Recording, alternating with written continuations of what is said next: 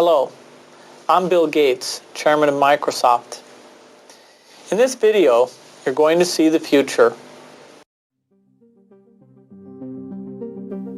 Who is Bill Gates? A software developer? A businessman? A philanthropist? A global health expert? This question, once merely academic, is becoming a very real question for those who are beginning to realize that Gates' unimaginable wealth has been used to gain control over every corner of the fields of public health, medical research, and vaccine development. And now that we are presented with the very problem that Gates has been talking about for years, we will soon find that this software developer with no medical training is going to leverage that wealth into control over the fates of billions of people. Because until we get almost everybody vaccinated globally, we still won't be fully back to normal. Bill Gates is no public health expert. He is not a doctor, an epidemiologist, or an infectious disease researcher. Yet somehow, he has become a central figure in the lives of billions of people, presuming to dictate the medical actions that will be required for the world to go back to normal. The transformation of Bill Gates from computer kingpin to global health czar is as remarkable as it is instructive, and it tells us a great deal about where we are heading as the world plunges into a crisis, the likes of which we have not seen before. This is the story of how Bill Gates monopolized global health. You're tuned into the Corbett Report. Until his reinvention as a philanthropist in the past decade, this is what many people thought of when they thought of Bill Gates. In the case of the United States versus Microsoft, the US Justice Department contended that the software giant had breached antitrust laws by competing unfairly against Netscape Communications in the internet browser market, effectively creating a monopoly. Bill's first concern was that the prosecution could potentially block the release of his company's latest operating system, Windows 98. You asking me about when I wrote this email, or what are you asking me about? I'm asking you about January of 1996. That month. Yes, sir. And what about it? What non-Microsoft browsers were you concerned about in January of 1996? I don't know what you mean concerned. What is it about the word concerned that you don't understand?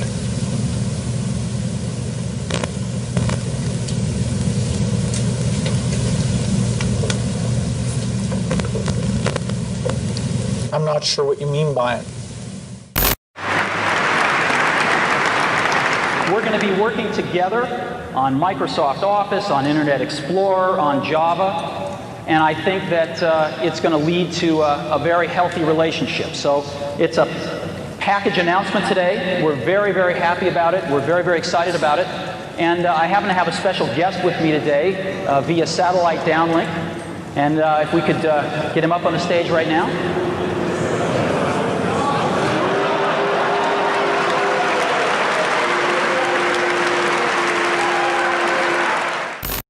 Police and security guards in Belgium were caught flat-footed today by a cowardly sneak attack on one of the world's wealthiest men. The target was Microsoft Chairman Bill Gates, arriving for a meeting with community leaders. Watch what happens when a team of hitmen meet him first with a pie in the face.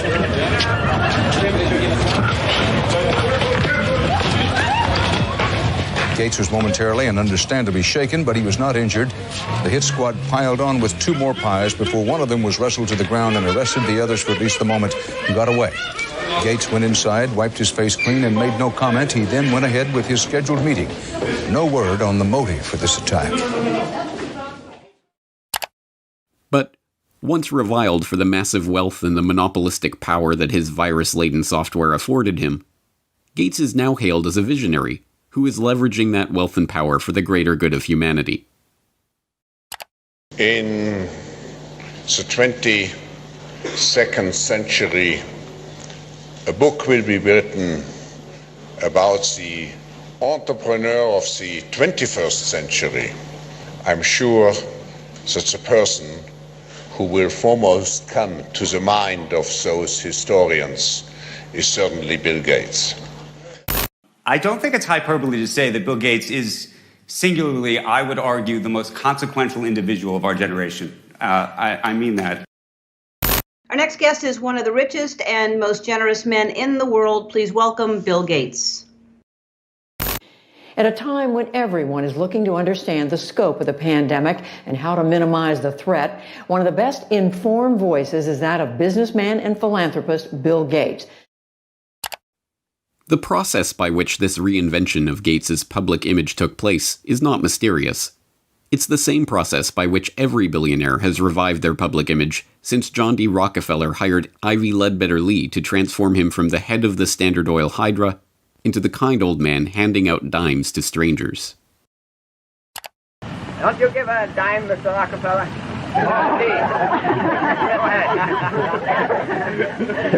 Give it a dime. Thank you, sir.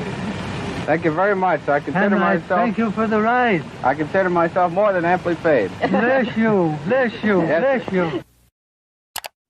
More to the point, John D. Rockefeller knew that to gain the adoration of the public, he had to appear to give them what they want: money. He devoted hundreds of millions of dollars of his vast oil monopoly fortune to establishing institutions that, he claimed, were for the public good. The General Education Board, the Rockefeller Institute of Medical Research, the Rockefeller Foundation. Similarly, Bill Gates has spent much of the past 2 decades transforming himself from software magnate into a benefactor of humanity through his own Bill and Melinda Gates Foundation. In fact, Gates has surpassed Rockefeller's legacy with the Bill and Melinda Gates Foundation, long having eclipsed the Rockefeller Foundation as the largest private foundation in the world, with $46.8 billion of assets on its books that it wields in its stated program areas of global health and development, global growth, and global policy advocacy. And, like Rockefeller, Gates's transformation has been helped along by a well-funded public relations campaign. Gone are the theatrical tricks of the PR pioneers. The ubiquitous ice cream cones of Gates' mentor Warren Buffett are the last remaining holdout of the old Rockefeller handing out dimes gimmick. No, Gates has guided his public image into that of a modern-day saint through an even simpler tactic: buying good publicity. The Bill and Melinda Gates Foundation spends tens of millions of dollars per year on media partnerships, sponsoring coverage of its program areas across the board. Gates funds The Guardian's global development website. Gates funds NPR's global health coverage. Gates funds the Our World in Data website that is tracking the latest statistics and research on the coronavirus pandemic. Gates funds BBC coverage of global health and development issues, both through its BBC Media Action Organization and the BBC itself.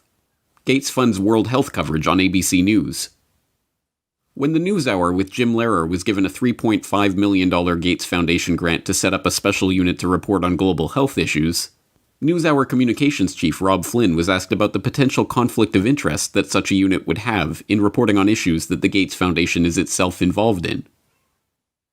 In some regards, I guess you might say that there are not a heck of a lot of things you could touch in global health these days that would not have some kind of Gates tentacle, Flynn responded.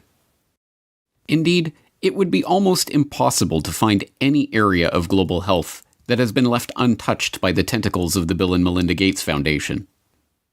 It was Gates who sponsored the meeting that led to the creation of Gavi, the Vaccine Alliance, a global public-private partnership bringing together state sponsors and big pharmaceutical companies whose specific goals include the creation of healthy markets for vaccines and other immunization products.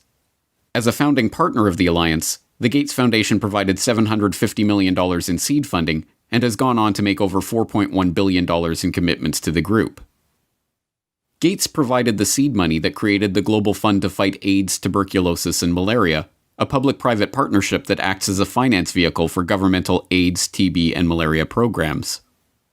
When a public-private partnership of governments, world health bodies, and 13 leading pharmaceutical companies came together in 2012 to accelerate progress toward eliminating or controlling 10 neglected tropical diseases, there was the Gates Foundation, with $363 million of support. When the Global Financing Facility for Women, Children, and Adolescents was launched in 2015 to leverage billions of dollars in public and private financing for global health and development programs, There was the Bill and Melinda Gates Foundation as a founding partner with a $275 million contribution. When the Coalition for Epidemic Preparedness Innovations was launched at the World Economic Forum in Davos in 2017 to develop vaccines against emerging infectious diseases, there was the Gates Foundation with an initial injection of $100 million. The examples go on and on. The Bill and Melinda Gates Foundation's fingerprints can be seen on every major global health initiative of the past 2 decades. And beyond the flashy multi-billion-dollar global partnerships, the foundation is behind hundreds of smaller country and region-specific grants, $10 million to combat a locust infestation in East Africa, or $300 million to support agricultural research in Africa and Asia, that add up to billions of dollars in commitments. It comes as no surprise, then, that far beyond the $250 million that the Gates Foundation has pledged to the fight against coronavirus, every aspect of the current coronavirus pandemic involves organizations, groups, and individuals with direct ties to Gates funding. From the start, the World Health Organization has directed the global response to the current pandemic. From its initial monitoring of the outbreak in Wuhan and its declaration in January that there was no evidence of human-to-human transmission, to its live media briefings and its technical guidance on country-level planning and other matters, the WHO has been the body setting the guidelines and recommendations shaping the global response to this outbreak. But even the World Health Organization itself is largely reliant on funds from the Bill and Melinda Gates Foundation. The WHO's most recent donor report shows that the Bill and Melinda Gates Foundation is the organization's second largest donor behind the United States government. The Gates Foundation single-handedly contributes more to the World Health Body than Australia, Canada, France, Germany, Russia, and the UK combined. What's more, current World Health Organization Director General Tedros Adhanom Ghebreyesus is in fact, like Bill Gates himself, not a medical doctor at all, but the controversial ex-Minister of Health of Ethiopia, who was accused of covering up 3 cholera outbreaks in the country during his tenure. Before joining the WHO, he served as chair of the Gates-founded Global Fund to fight AIDS, tuberculosis, and malaria, and sat on the board of the Gates-founded Gavi, the Vaccine Alliance, and the Gates-funded Stop TB Partnership. The current round of lockdowns and restrictive stay-home orders in Western countries were enacted on the back of alarming models predicting millions of deaths in the United States and hundreds of thousands in the UK. Imperial College in London released a COVID-19 report, and that's where most of our U.S. leaders are getting the information they're basing their decision-making on. The report runs us through a few different ways this could turn out depending on what our responses are. If we don't do anything to control this virus, over 80% of people in the U.S. would be infected over the course of the epidemic, with 2.2 million deaths from COVID-19. That 2.2 million deaths also doesn't account for the potential negative effects of health systems being overwhelmed. From this evening, I must give the British people a very simple instruction. You must stay at home. Enough is enough. Go home and stay home.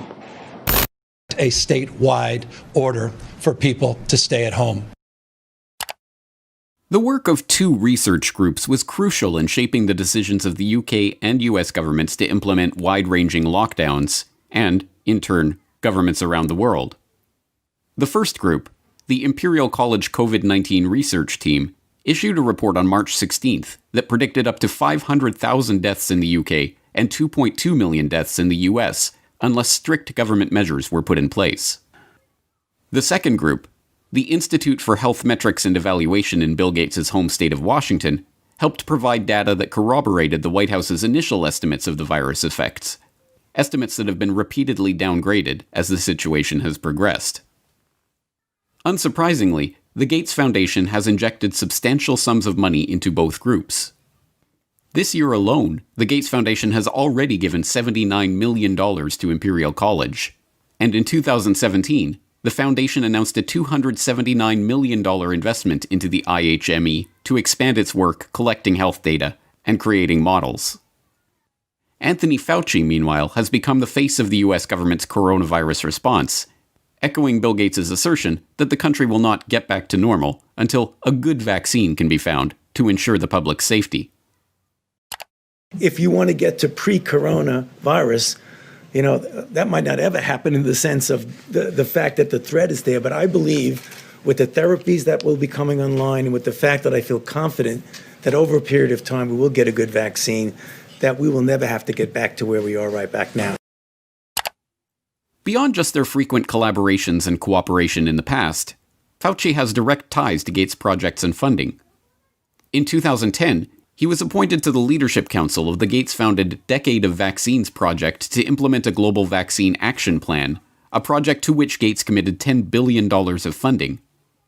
And in October of last year, just as the current pandemic was beginning, the Gates Foundation announced a $100 million contribution to the National Institute of Health to help, among other programs, Fauci's National Institute of Allergy and Infectious Diseases research into HIV. Also in October of last year, the Bill and Melinda Gates Foundation partnered with the World Economic Forum and the Johns Hopkins Center for Health Security to stage Event 201, a tabletop exercise gauging the economic and societal impact of a globally spreading coronavirus pandemic. It began in healthy-looking pigs, months, perhaps years ago. A new coronavirus. The mission of the Pandemic Emergency Board is to provide recommendations to deal with the major global challenges arising in response to an unfolding pandemic. The board is comprised of highly experienced leaders from business, public health, and civil society. We're at the start of what's looking like it will be a severe pandemic. And there are problems emerging that can only be solved by global business and governments working together. Governments need to be willing to do things that are out of their historical perspective, or for the most part, it's really a war footing that we need to be on. Given the incredible reach that the tentacles of the Bill and Melinda Gates Foundation have into every corner of the global health markets, it should not be surprising that the foundation has been intimately involved with every stage of the current pandemic crisis either. In effect, Gates has merely used the wealth from his domination of the software market to leverage himself into a similar position in the world of global health. The whole process has been cloaked in the mantle of selfless philanthropy, but the foundation is not structured as a charitable endeavor. Instead, it maintains a dual structure. The Bill and Melinda Gates Foundation distributes money to grantees, but a separate entity, the Bill and Melinda Gates Foundation Trust, manages the endowment assets. These two entities often have overlapping interests, and, as has been noted many times in the past, grants given by the foundation often directly benefit the value of the trust's assets. One of my favorite parts about my job at the Gates Foundation is that I get to travel to the developing world, and I do that quite regularly. My first trip in India, I was in a person's home where they had dirt floors, no running water, no electricity, and that's really what I see all over the world. So in short, I'm startled by all the things that they don't have. But I am surprised by one thing that they do have: Coca-Cola. Coke is everywhere. In fact, when I travel in the developing world, Coke feels ubiquitous. And so when I come back from these trips and I'm thinking about development and I'm flying home and I'm thinking, well, we're trying to deliver condoms to people or vaccinations, you know, Coke's success kind of stops and makes you wonder, how is it that they can get Coke to these far-flung places? And if they can do that, why can't governments and NGOs do the same thing? And the charity of Microsoft founder Bill Gates and his wife Melinda is under criticism following the disclosure. It substantially increased its holdings in the agribusiness giant Monsanto to over $23 million. Critics say the investment in Monsanto contradicts the Bill and Melinda Gates Foundation's stated commitment to helping farmers and sustainable development in Africa. The study from the pressure group Global Justice Now paints a picture of the Gates Foundation partly as an expression of corporate America's desire to profit from Africa, and partly a damning critique of its effects. You could have a case where the initial research is done by a Gates-funded institution. The media reporting on how well that research is conducted is done. The media outlet is a Gates-funded outlet, and maybe a Gates-funded journalist from a media programme, and then the programme is implemented more widely by a Gates-funded NGO. I mean, there are some very insular circles here. Among the many criticisms, the idea that private finance can solve the problems of the developing world. Should poor farmers be trapped into debt by having to use chemicals or fertilizers underwritten by offshoots of the foundation? This is no mere theoretical conflict of interest. Gates is held up as a hero for donating $35.8 billion worth of his Microsoft stock to the foundation. But during the course of his decade of vaccines, Gates' net worth has actually doubled, from $54 billion to $103.1 billion. The Rockefeller story provides an instructive template for this vision of tycoon-turned-philanthropist. When Rockefeller faced a public backlash, he helped spearhead the creation of a system of private foundations that connected in with his business interests. Leveraging his unprecedented oil monopoly fortune into unprecedented control over wide swaths of public life, Rockefeller was able to kill two birds with one stone, molding society in his family's own interests, even as he became a beloved figure in the public imagination. Similarly, Bill Gates has leveraged his software empire into a global health, development, and education empire, steering the course of investment and research and ensuring healthy markets for vaccines and other immunization products. And, like Rockefeller, Gates has been transformed from the feared and reviled head of a formidable hydra into a kindly old man, generously giving his wealth back to the public. But not everyone has been taken in by this PR trick. Even The Lancet observed this worrying transformation from software monopolist to health monopolist back in 2009, when the extent of this Gates-led monopoly was becoming apparent to all. The first guiding principle of the Bill and Melinda Gates Foundation is that it is driven by the interests and passions of the Gates family. An annual letter from Bill Gates summarizes those passions, referring to newspaper articles, books, and chance events that have shaped the foundation's strategy. For such a large and influential investor in global health, is such a whimsical governance principle good enough? This brings us back to the question: who is Bill Gates? What are his driving interests? What motivates his decisions? These are not academic questions. Gates's decisions have controlled the flows of billions of dollars, formed international partnerships pursuing wide-ranging agendas, ensured the creation of healthy markets for big pharma vaccine manufacturers. And now, as we are seeing, his decisions are shaping the entire global response to the coronavirus pandemic. Next week, we will further explore Gates's vaccination initiatives, the business interests behind them, and the larger agenda that is beginning to take shape as we enter the new normal of the COVID-19 crisis.